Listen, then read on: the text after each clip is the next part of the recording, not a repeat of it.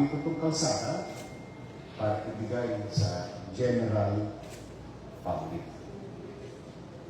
Itong mga fishbone, kasi ito yung backbone, ha?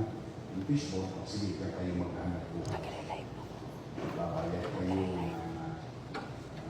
poker's fee, at maging bahagi kayo, kahit kayo nasa kalsada, maging bahagi kayo sa pagtulong sa pagpapaunlad o development ng lungsod. Can you imagine kahit ikaw nagtitinda sa kalsada, bahagi ka ng development. So nakakapamuhay ba sila doon ng maayos? Nakakapamuhay sila. Now, bakit ko kinuha yung plaza, yung Kudrado? The reason is, pag may simba, aapaw ang tao sa boulevard. Aapaw. Laging apaw yan. No matter what. Especially on the first Friday. Aapaw yan. Delikado. Sa mga kamamayan. Eh, ba't sila umaapaw? Eh, kasi hindi nila nakapasok yung plaza. Kaya binigay ko siya okay. Para ang tao, makapunta rito, it is sensible mind, it is safer to stay here. But despite that, giving it back to them, apaw pa rin. Kasi maraming sumasambalataya sa mahal nating Panginoon. But they have space. Pero sa gilid nun, makikita niyo yung Evangelista, makikita niyo yung Villalobos, meron ba nagtitinda?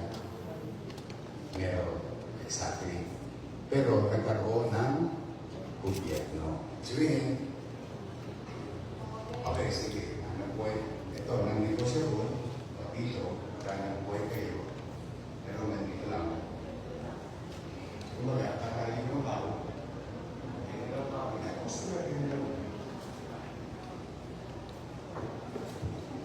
Nakakapabuhay sila. Kaya, at yung mga taong bayan nila, kaya may bilang man o hindi, hindi maaliwalas. Saka yung mga Tolongis, kinakabahan.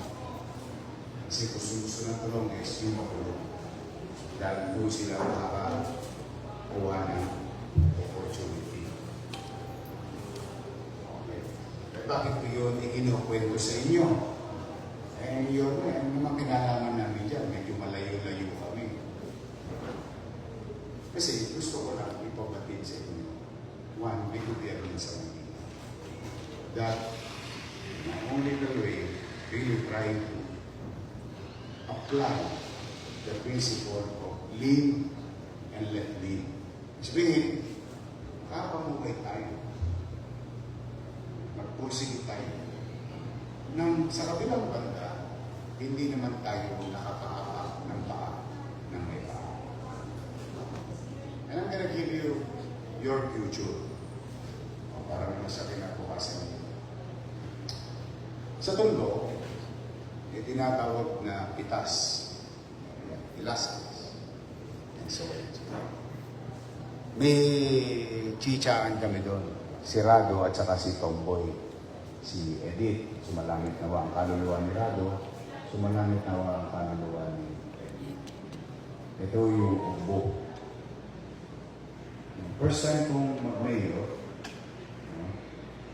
sabi ko, siguro pagkagabi, pwede na natin yung pamigay sa pangkalahatan sa mga kapitado. Through the effort of your city government, at madalas ko siyang pasyalan, it became an industry. Literally. Ang dami nagkatrabaho, yung mga Mexico,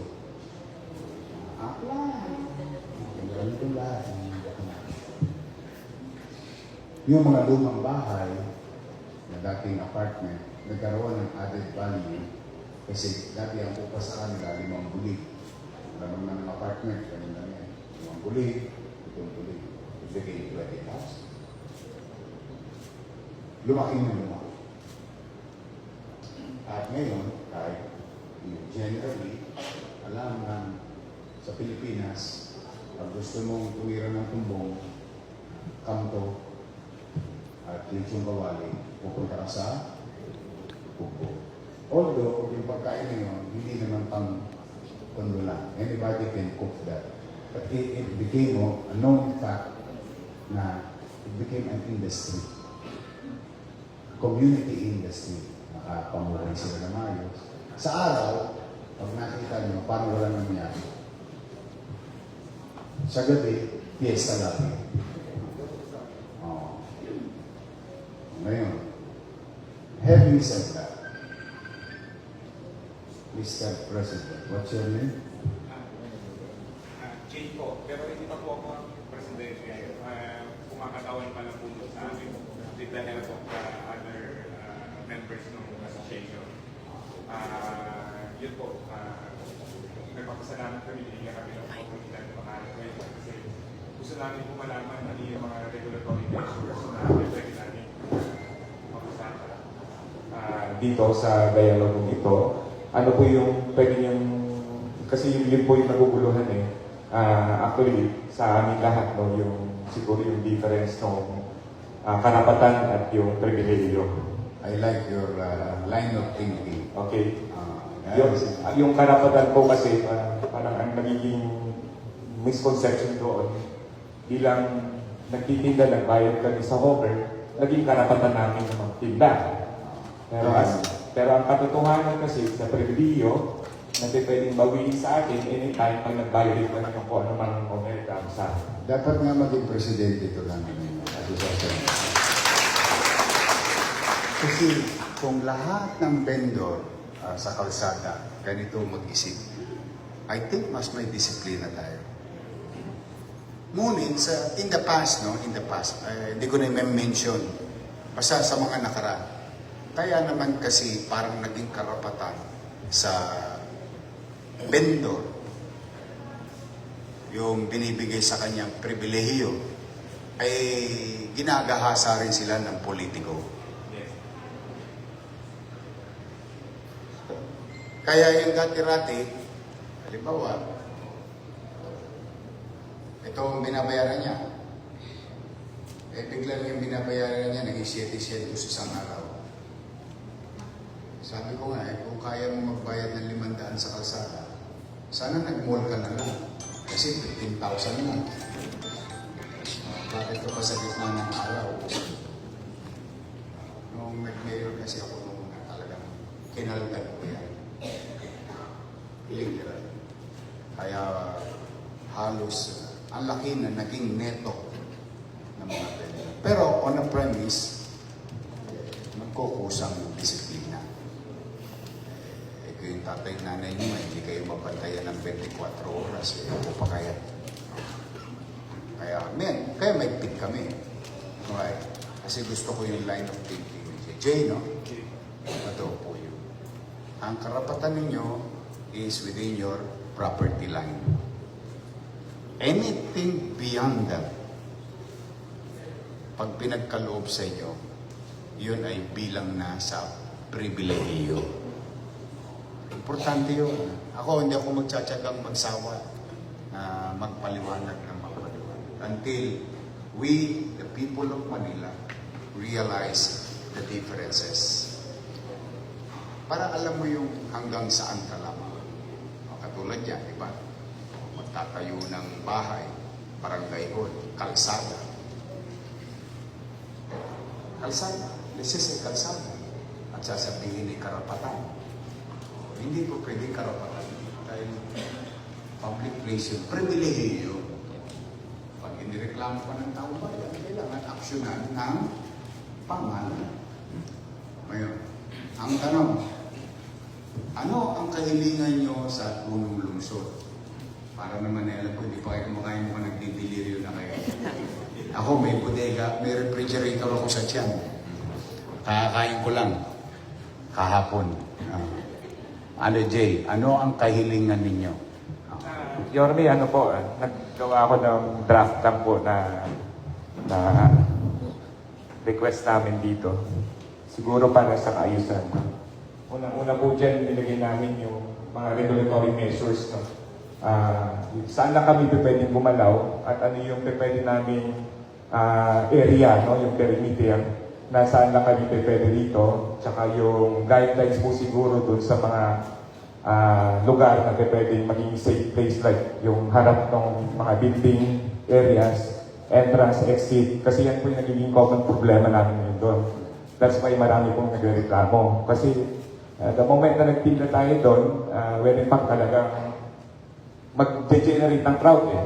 Yung, ang hirap talaga i-control ng crowd. At syempre, nabuumpukan doon.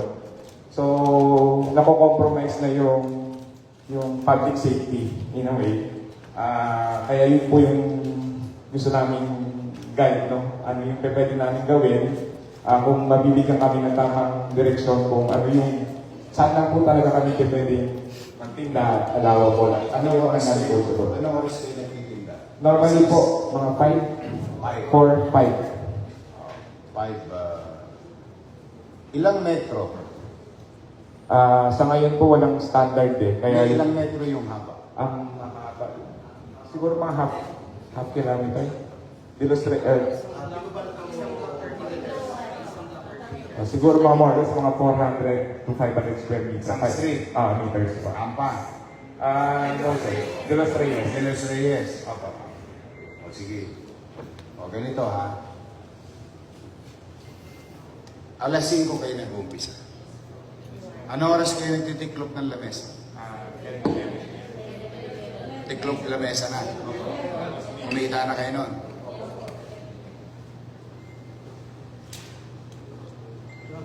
After nyo magtiklop ng lamesa, anong ginagawa nyo? Wait.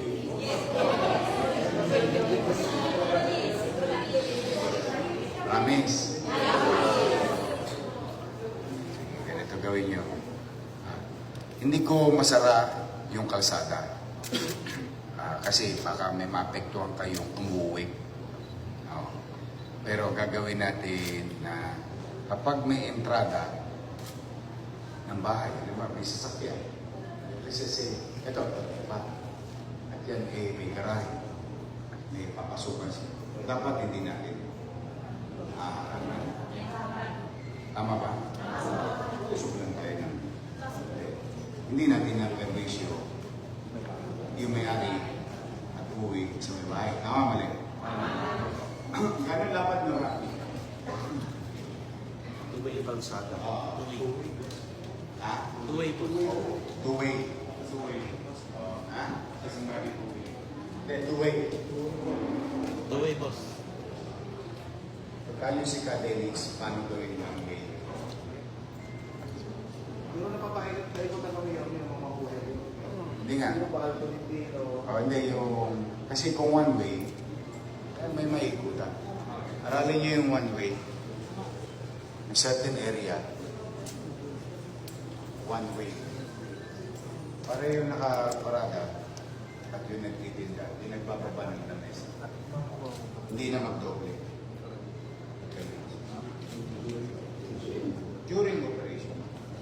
During operation, pwede na kayo mag-notify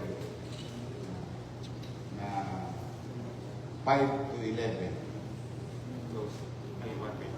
one way. Ngayon, kayo ba'y nakikipag-usap sa inyong mga barangay official? Chairman, nandito. Kayo ba'y nakikipagtulungan sa kanila? Kasi importante na kasapi sila sa usapang ito. Dala ng pag winanway namin yon on a particular hour of the day, no, kailangan nyo ng tulong ng tao. Kakailangan ninyo sa yung mga lamesang nilalabas ninyo. Tingnan mo kung kaya, kasi one way mo na. Check mo kung kaya, di ba 1 lang tayo? 1 gig lang. Gawin mo 1.5. Tingnan mo. Tansay mo. Para makapaglabas kayo ng lamesa.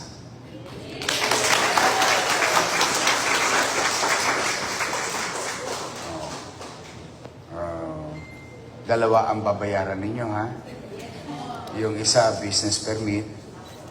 sa City Hall. Yung isa, yung pag naglabas kayo sa kalsada, babayad kayo ng 20. 20 pesos yun. Kasi gabi lang naman kayo. Isang, ano yung hawkers. Hawkers fee. Yes, Jay. Siguro, nako-confuse kasi doon minsan sa 20, no? Kasi ang allowed is only 1 meter, no? Based doon sa permit. But yung pag naglagay na ng lugar, for example, isang stall, nag-occupy na minsan 3 meters na, pero 20 lang yung binabayad. So, yun po sana maging clear sa aming lahat. Ano yung Pag magkano? naglagay na ng linya, Apo. ang hawkers, that's it. Kung ilan yung Not a single inch that they can go further. Yes. Kundi, kukumpis kayo na namin. Kasi pag pinayagan ko ng isang pulgada o 1 inch, susunod 2 inch. Sa susunod 3 inch. And before we know it, wala nang buti. So, Chairman, Good afternoon, Yorme. Yorme, kung pwede lang po sanang consider, pwede rin hindi. No? So, ito pong De Los Reyes, mahaba po ito. mahaba. Bali, ang mga cross po na street nito is Picampa, P. Paredes, Picampa, Tolentino. Yung Adelina, yung iskinita lang kasi, kaya hindi ko na hanggang Pinobal po. Bali, kung pwede nyo po sana i-consider na may certain time para ma-close po yung De Los Reyes, pero open po yung P. Paredes, open po yung Picampa, yung Tolentino. Kasi, I think, kung may certain time lang para maisara yun, mas magiging maganda po Mas mayabong. yung commercialismo masaya. po. Opo. Ganito, Chairman. Basta, ito, yun, sakto. Ton, ayun. Chairman, kung kayo nila, Dennis Biahe, ang MPP na. Sira po. Maglilinya na sa baba ng bangketa. Susundin ninyo. Kung ako sa inyo, mag-sample kayo. Pag may nakita kayo sa Villalobos na lumabas sa linya, bukas wala nang pinda yun. Tapos, usually pinipenal sa recto sa gabi, may gulay, may karne. Pero kita nyo nakakadaan na sakyan. At pag may nagtapon ng basura ron, nahulihan namin na hindi inilagay sa sisidlan. Pinipenalize yun ng gobyerno. 3 araw, 4 na araw. Hindi nakapagpili na. Kaya minsan makikita ka butas. Bakit? Nung araw, gusto ng gobyerno, mag-violate ka. Para pag nag-violate ka, yung mga tulongge sa gobyerno, ibebenta yung pwesto mo. Ang tawag nila, rights. Akalain mo, may rights sa kalsada, no? Lahat yun. After 3 days o 4 days, babalik ka na. After your penalty. Then naturally, nagtinungan naman. Kasi nakita nila na seryoso yung gobyerno. Kaya doon, buong buhay ko ng pagbabasura, hindi kami nakakadaan. Nung nag-mayor ako noon, at ngayon, nadadaanan yun sa gabi. Pero nakakapaghanap buhay ang biyahero ng gulay, karne, isda, lahat, prutas, nadadaanan nila. Di, mas lumalaki benta nila. Kasi pag may dumadaan, mas lumalaki ang benta. Kasi foot traffic. O sige, I want a solution this week. Tol, magtawa kayo ng traffic plan. Yung suggestion ni Chairman, kung kaya pa sa inyo, on a particular hour, yung kalsada. Para magtuloy-tuloy. So yung mga utaw, aparata ng motor, magiging walkable, parang ubo. Alam niyo ba ang ubo?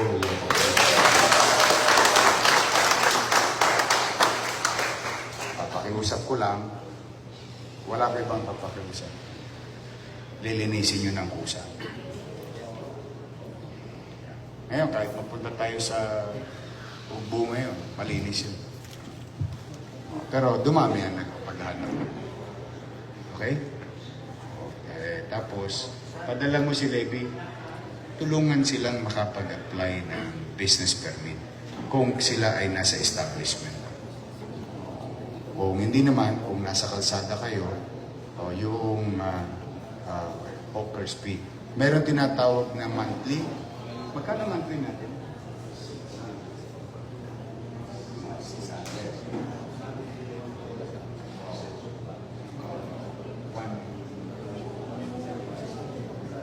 Magkano?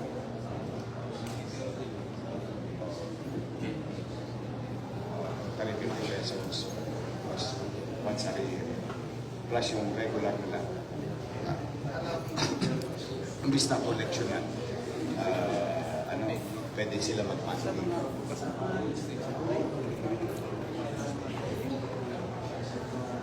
Possession, yung araw-araw nila, 20-20. Per square meter.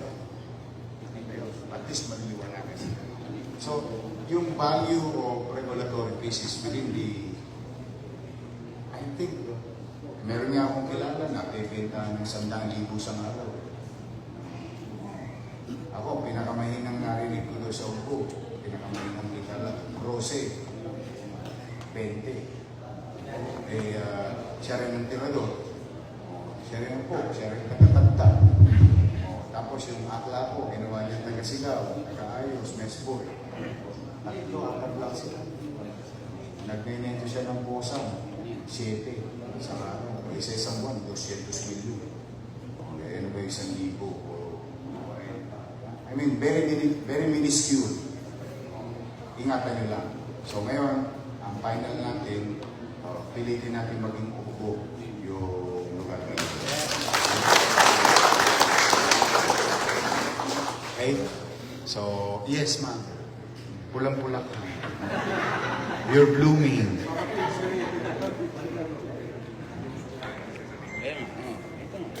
After po yun, question lang po. Since kami po is nakapwesto po sa may baba po, sa may kalsada. Since magbabayad na po kami ng business permit sa Hindi, ano ka? Kasi hindi ka makibigyan ng business permit dala ng wala kang building permit. Wala kang... I mean, sa hours permit. Allowed po ba kami magbayad sa tinatapatan po namin bahay? Eh, depende sa pakikisamahan ninyo. Pakisamahan nyo na yan. Nasa sa inyo na yan. Sa totoo lang, gusto nyo maglakbay aral kayo sa Ubo. Kasi it's been there for like, since I became mayor. It's been there for 5 years. Basta ito nagsimula ang Ubo, si Edith, si Rado, at saka si Lacson. Sa dulo nun, yung 1960s pa namin na halo-halo. 365 days may halo-halo doon. Sa dulo nun. Kahit bumabagyo, mabenta yung halo-halo na yan. So yun lang ang tinda doon. Si Edith, sa gabi, bukas ang alas 8 yun. Apartment yung kanya. Yun, yung sinasabi ko, naglalamesa lang kami sa kalsada kami kumakain. Si Rado, Esquilita. Si Rado magbubukas alas 2 ng madaling araw. Alas 5 sarado na yun. Ubus na yung tipanin. Then, yun nga, through effort of the city, pinalago namin ng pinalago. Ngayon, isang buong... It's an industry, community industry.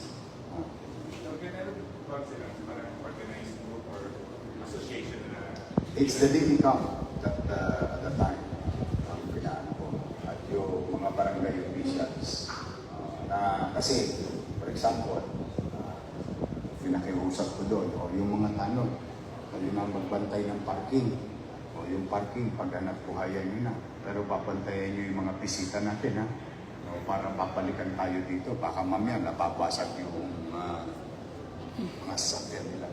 So alam mo yung you try to blend your rules to within the parang ganun ang nangyari sa amin. Kaya naturally, umusbong ng umusbong. Ngayon, meron na kaming ituro mo, iluluto ko. Meron na itong mga fresh, no? Oh, ang dami nga rin, meron yung mga Japanese, Tokoyaki. Eh dati, tumbong lang doon, sold na kami. So, the point is, let's start slow. Let's organize and follow this concept. Then naturally, mag-grow kayo. It's like seeding. But at least now you are recognized by the city government. That's one. That's a good start.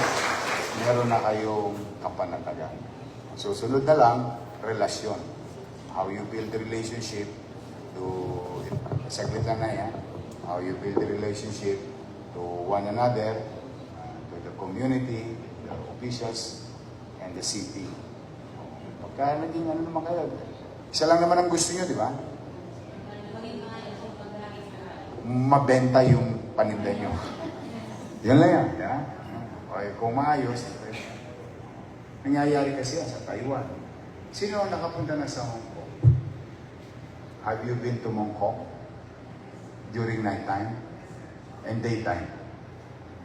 Di ba nakita mo yung difference? Parang walang nangyari. Pero sa gabi, wagas. Nagkakasikuhan doon, sa sobrang dami na. That's the concept that we are adopting. Ang maganda naman dito sa Pilipinas, particular sa inyo, may sample na eh. Nabuhay talaga eh. So, tingnan ninyo, makapamasyal kayo, how it is. Yes, you were raising your hand, ma'am.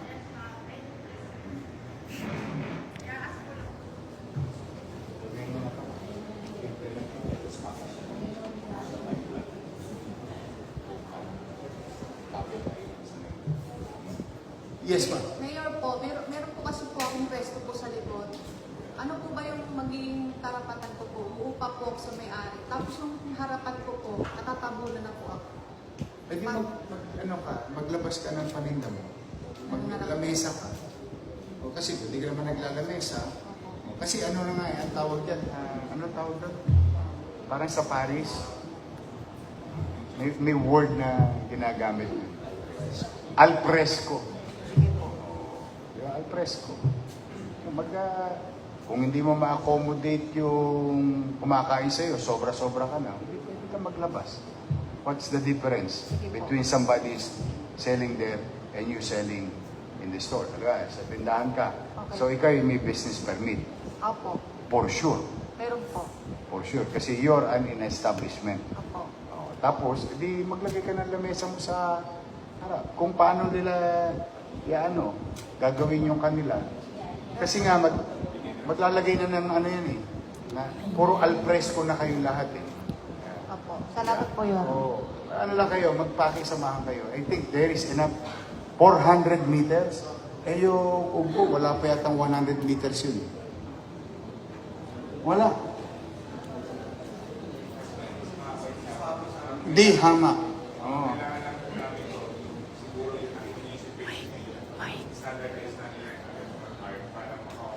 Ang galing mo. Kasi katulad sa kanya, nakita na namin na dito siya sa work ng Best One Road, so sa Naina. Pag-usapan na natin paano namin siya mabigyan ng space. Kasi Correct. yung mga passage nila. Saka pagka tinao kayo doon. Hindi mo kailangan ng malaking space kasi kakain at kakain ng tao. Kasi kung gusto dumi-4 ng tao, hindi kakain doon. Kami pagka... Alam niyo ba yung kinakainan namin kay Rado? Malapad pa to. Yung dumating ako. Ito ako, nyangga ako rito. Nandiyan sa usawan lang. Siya nandiyan din. O habang kumakain, nagsasalita pa siya, tumatalsik pa yung namin. Para pa kami nagli-lips to lips eh. But that's how it is. Because that's the experience. Kasi kung gusto dumi-4 ng tao, hindi yung pupunta ron.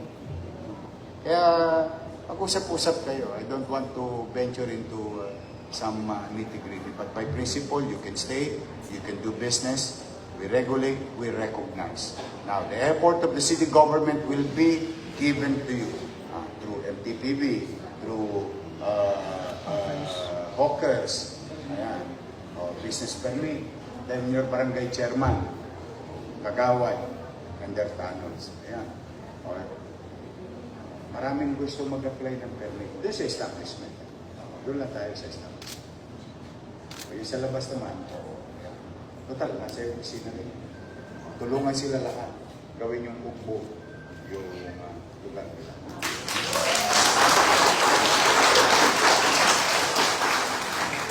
Okay na tayo? Pwede na kumain. Kung mag-iingat kayo. Ha? I love you.